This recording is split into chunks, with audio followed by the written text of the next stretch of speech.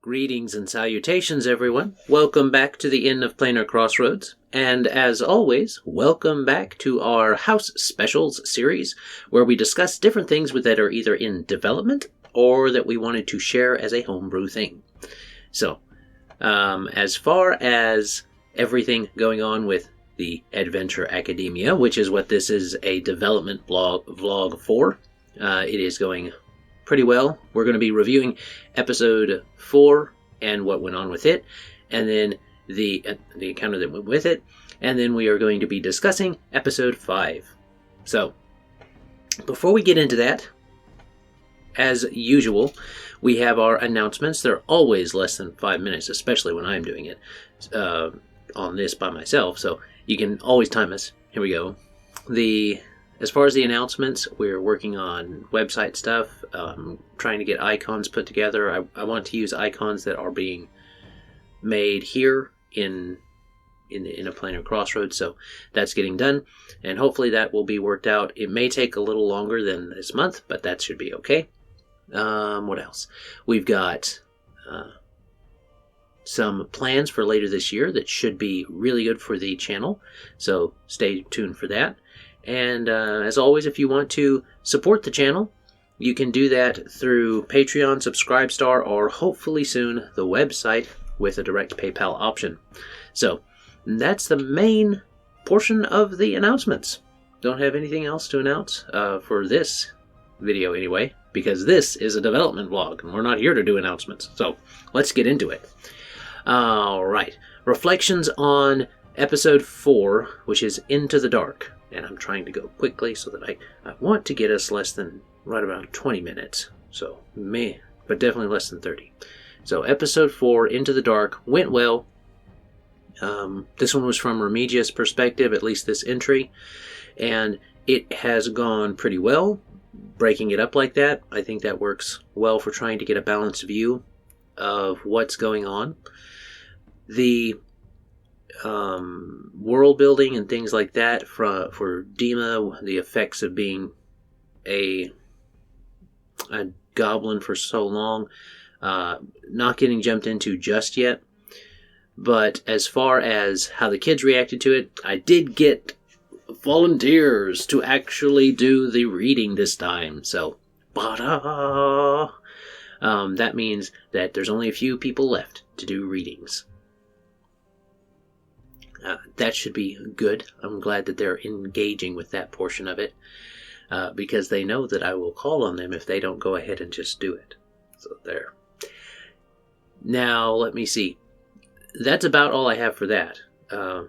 More engagement was done. It's not as dynamic as when I read it, but that's okay. And I haven't printed off for the past couple times a handout because, like I said, I think last time, few of them were actually keeping track with it and then bringing it back to class. So, aside from the actual character sheets, few of them get brought back. So, we're not going to mess with that too much. They just read it from my screen with the computer, because I have my laptop with me. That worked out fine. Lord willing, we will have they'll be able to engage more with that as they read it. We'll see. Encounter for last time. This seemed like a pretty standard type of encounter for them. I had set it up like we discussed last time. There were 2 moss goblins outside, and they were going to interact with that battle, and they were going to engage with that. And as they did, they were going to have to deal with either sneaking up or not and such. So I set it up, and you can tell or you can see, I don't know if you can tell from my drawing, but you can see in the drawing that I made and posted on YouTube and on our social medias that the board had a few things on it and an overturned cart there. And that comes up in the next one and in the next entry because it's where they snuck up to. They snuck up to a overturned cart near the mouth of the cave, and mineshaft, and that's where they decided to sneak to and then engage. And I had already decided that if they did not either take the goblins out quickly, like take those moss goblins out in one turn through a surprise round, or if they did not take them out in one round of combat before their turns started coming around, then they were going to make the noise would be either loud enough or they would make a noise down the mineshaft to alert the other goblins. And that came about for both groups. One group was because they did not get their surprise round. Another group, because the younger group, because they did not get their surprise round, and they didn't get them taken out in one round before the goblins' turns came up. So that affected the story for this next coming time. And even if it hadn't, what I've written this coming time probably would still end up applying. So they all started to do that. And it was pretty quick combat because these are moss goblins. They only have 5 hit points. At least for what I'm giving them right now, they only have 5 hit points. Not very complicated to kill them. Well, you're not killing them. You're dissipating their magics. And then returning the sprite to what it was. So you're liberating the sprite from the ensorcelment. But the battle itself wasn't very hard. Didn't give them too much trouble. They did end up sneaking in a little bit, and I did make sure to point this out in the entry for the next reflection, for the next flavor text for Encounter episode 5. But they were able to sneak in. There were some more goblins in there. They were either going to be asleep if they did not get woke up, or they were going to be starting to wake up and move out if they were. And so that ended up being the latter in this case. And what this did is it allowed some cushion in case they got these done real quick. There were some more inside. There's also traps inside. And this was their first encounter with traps. Remigius did not roll well enough because Remigius went ahead and went in to look around. Remigius did not go in stealthy enough to avoid the trap, unfortunately, with his perception, but he was able to jump out of the way of it to not get poisoned. And with Hildagarde being there, I'll touch on that in a minute, but that all went down pretty easily. As far as how the individual groups did, the younger group actually did fairly well. It was pretty smooth. Rolling went fine. They take about the same amount of time as the other kids, not because they are not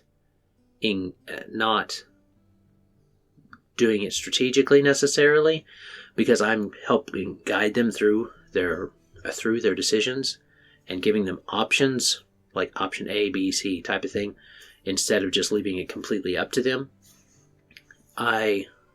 They went smooth just as quickly and were able to also just about defeat the goblins. The difference with the older kids is the older kids are starting to try and run different strategies by each other as they're getting more used to each other in a group, much like a group does regularly when you're playing tabletop games. And so they're starting to present conflicting ideas, and because we do it democratically, we just vote on it. That's how we do it. Now, I could make executive decisions on what would be the best mode of action, but that's not the point of it. The point of it is them to do problem solving.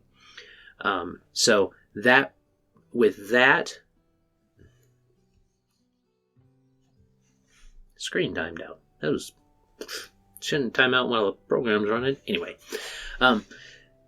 the older kids tended to, with those conflicting ideas on what to do right away, they tended to take longer to take their turns. They're faster at the math, but they're slowed down by their indecision. And they had good ideas, but those ideas I needed to explain, well, if you drop, like one player wanted to use Wilhelm's weight to crush one of the goblins and then allow Wilhelm to attack. And that could be done through the movement that is provided through Maximilian. But the problem is, Wilhelm would still take that minimum damage, that minimum fall damage. Because if you're falling from a high enough height to do damage, both the thing being landed on and the player character, which would be Wilhelm in this case, would have taken damage. And they weren't too keen on that part. But Hildagarde, I'm starting to see that having a healer that can heal pretty much unlimitedly, it could really affect a game if people were to truly use that out of combat as it would be, because you would basically be coming fresh every combat. So there is something in that might need adjustment, or not necessarily adjustment, just you have to keep the pressure on, and that's what I decided to do in the flavor text of this last one, of this upcoming one. What else did the kids do? The older kids had most of the strategy going on. Oh, the older kids did have a good moment, and a little proud that it was my son that came up with this moment. I've been telling them when they're doing theirs, when the older kids are doing theirs, I don't have the defenses listed out. I don't have what those defenses are listed out. So they know it's between this and this. So they know that it's between 10 and this number. So if they roll a 20, they know that it's between 10 and 20, but they don't know what the range is that they can hit and still be able to actually do over that amount of damage to the monster or the creature or whatever, the enemy. In that, my son came up and we were doing the math on the Moss Goblin, I think it was, and one of the Moss Goblins, and he said, "Oh, their guard is 15 then," because he was like, "Well, 14," because he remembered that 14 didn't work, but 15 did, and they had been rolling above 15 before that, so he deduced then that. And I stopped the class to show them, this is what you need to be doing. This is not necessarily what you need to be doing. I used that moment to explain to them that what he just did was figure out something through context and through actually paying attention and working it out from the world and the information that he's given. He now knows for sure that 15 is that guard, or, whichever number it was. I believe it was 15, but whichever number it was. And so we see then that is the reward for paying attention. And so now I'm toying with the idea of this next time saying, okay, this guard is 15. If they come against another Moss Goblin, you have to hit that guard. Now you know what the guard is. Information is power. So that was good. That was a good moment that they're starting to do that. They're starting to, hey, if we know these things, we the players can use that information when we're rolling and doing the math. The characters don't know that.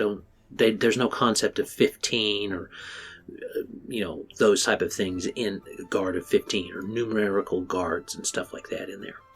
But the players do know those things. And they can use that to their advantage to be like, well, I got to roll this high to do this. What's the probability of me doing that? And you can get into those calculations and be like, well, it's worth the risk. Oh, yes. Speaking of risk, I did.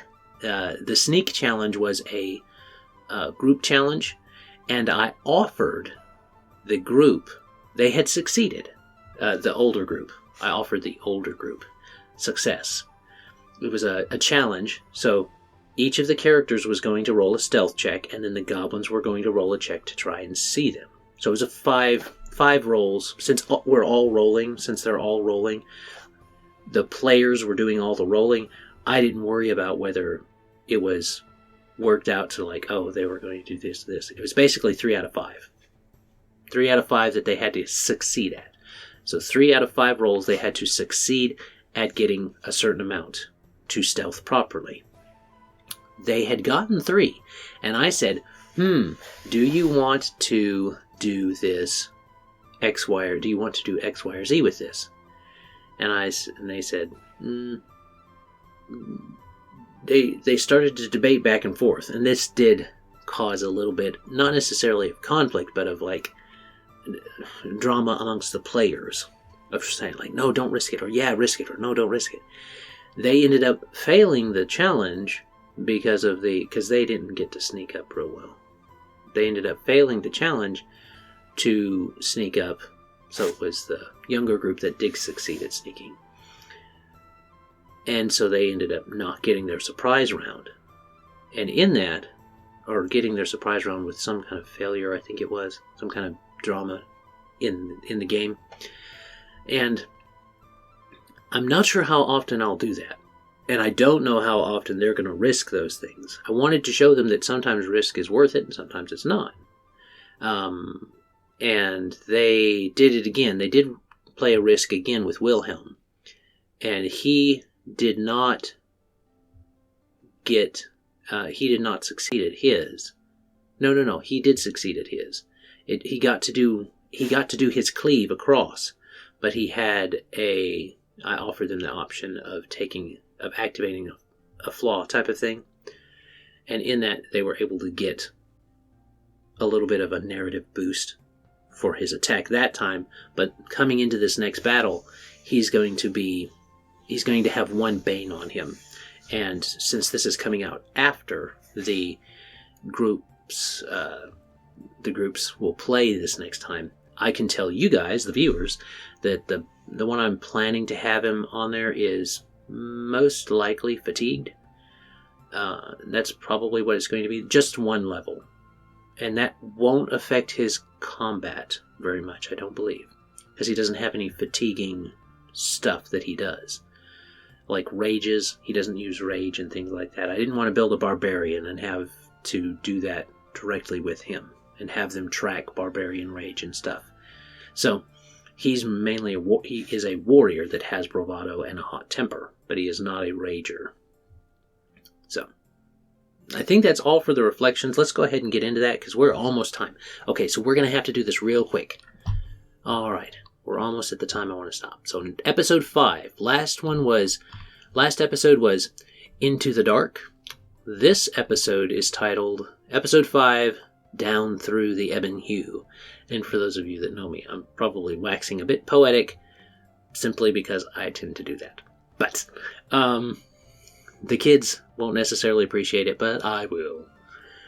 So, starting up, Episode 5, Down Through the Ebon Hue. And this is coming from Wilhelm's perspective because it's his turn. Wilhelm had never been fond of the stealthy approach, but he did have to admit that it often paid off. They had been able to sneak up to a broken, overturned cart by the mouth of the cave and get the jump on the moss goblins. They had been taken care of with relative ease, but the screeches of the dissipated moss goblins had traveled a little ways down the cave. This did end up complicating things.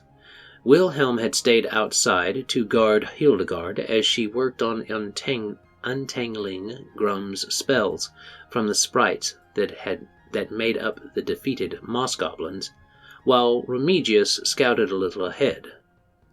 This had been a good idea.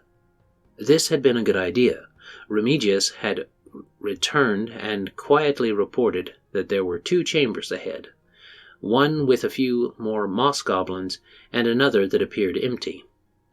Wilhelm's warrior spirit rose in him. Okay, let me start a little back up there. In hindsight, he probably should have waited for Remigius to finish his report, since he would have known to avoid the poison trap the goblins had put not far from the entrance. But the Minotaur had survived, and that was what mattered. After the last of these moss goblins had been defeated, They made their way a little further down the shaft, coming to a bend. The cart tracks descended steeply from here, obviously leading deeper into the dark. Hildagarde had gotten one of the sprites conscious by this point, and had wanted to keep helping the others, but they all knew that time was precious in this endeavor. They instructed the conscious sprite to hide with his fellows in the broken minecart while the group went further in. Wilhelm knew Hildagarde didn't like leaving them unaided. She reminded him of his mother. She had been the healer of their tribe before his parents' death at the claws of the green dragon. He was going to protect this little human especially. She was very important. He didn't know why he thought that. Instinct, perhaps. But he wasn't going to overthink it. She had to be protected, even if it meant his life. Okay, so little rewrites needed, but is the whole, it is building out a little bit of a protective relationship that Wilhelm is starting to build up, as well as highlighting that brash nature that we talked about. Should be good for establishing a few things that way, and sets the stage, because we're kind of coming in and out of combat with these flavor texts now, because this flavor text starts us off at the start of right in and then directly after a combat. It's a little harder to give his perspective on all things in that way, but this was mainly focused from his perspective. I have a feeling that as we go on, some of the flavor text in the turns, might branch back and forth, because now we've set up that we've connected all the characters in their reflections, so they're going to start referencing back and forth to each other. This is especially true in the encounter flavor text now. So the encounter flavor text reads, "The group left the sunlight behind and ventured into the mine with only glowing mushrooms providing illumination. As they followed the winding path of the shaft, they encountered several poisoned traps and even more goblins. The monsters had made many small side tunnels that twisted back around to the main shaft, allowing them to attack from all sides at some points. While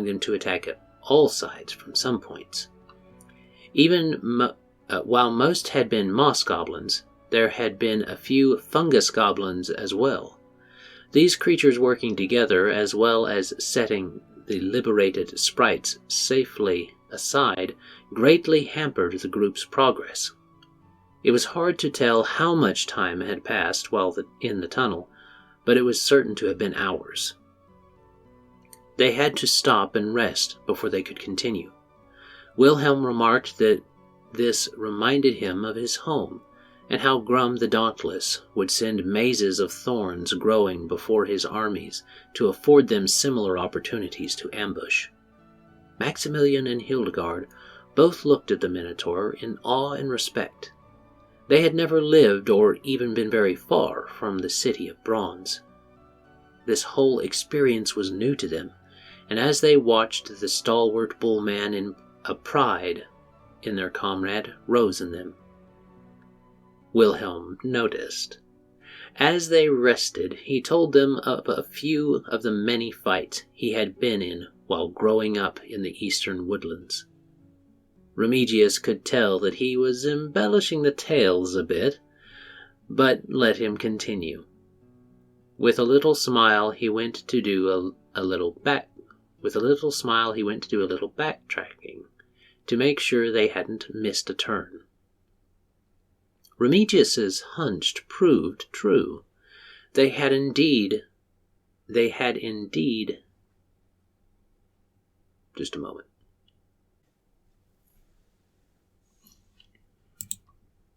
Okay. Remigius's hunch proved true. They had indeed missed a slightly larger shaft that seemed to be more recently dug out. It turned away from the cart tracks and led down slightly before curving back up. He could hear goblin speech ahead. He knew this must be the way. Returning with the others, they all crept down the hole. Soon the hole widened more, and they saw before them a chamber. There was a fungus goblin up on a shelf where the digging was apparently planned for. It was speaking with another goblin that appeared to be covered in a cloak of deep purple flowers. In a small corral below that were 3 of the burrowing beasts that the other goblins had been speaking of. They moved on all 4s, having stubby back legs, but powerful front claws. Their body was covered in large plates of what looked like oak, with bramble vines wrapping up what would have been the softer tissues. How will the group proceed? And so there we have our flavor text, and I'm a little over time from what I wanted to do. So, oh well. But it happens. So as far as this episode goes, it should be good. We've got, like I said, some of Wilhelm's perspective, again mixing in, like I said, the group perspective too.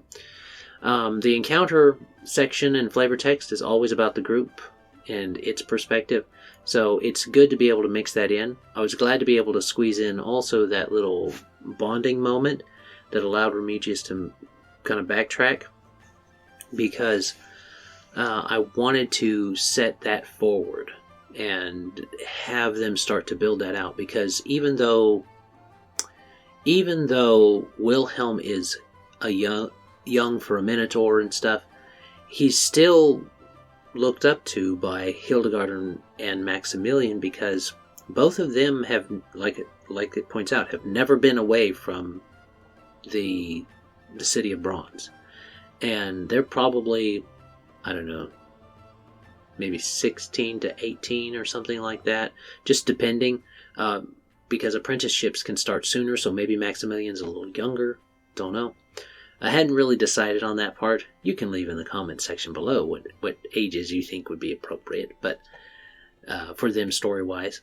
But that aside, I think we'll have to cut it off here. I hope it has been encouraging or enlightening, or encouraged you to do your own thing, or to use this type of setup in your games, or to use it with your friends, family, or classes. As always, have a great day, God bless, and enjoy. Bye.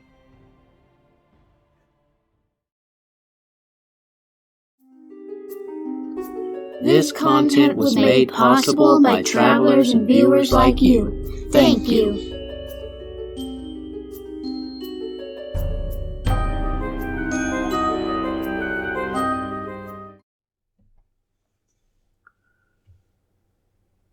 Far over the misty mountains cold, through dungeons deep and caverns old, we must away ere break of day, to seek our long forgotten gold.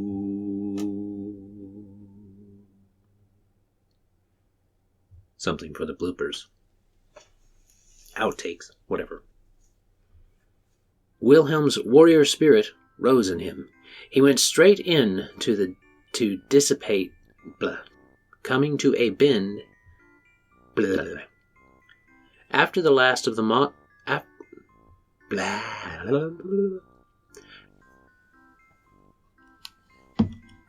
all right. All done with that. Man, these time limits are starting to catch up on me.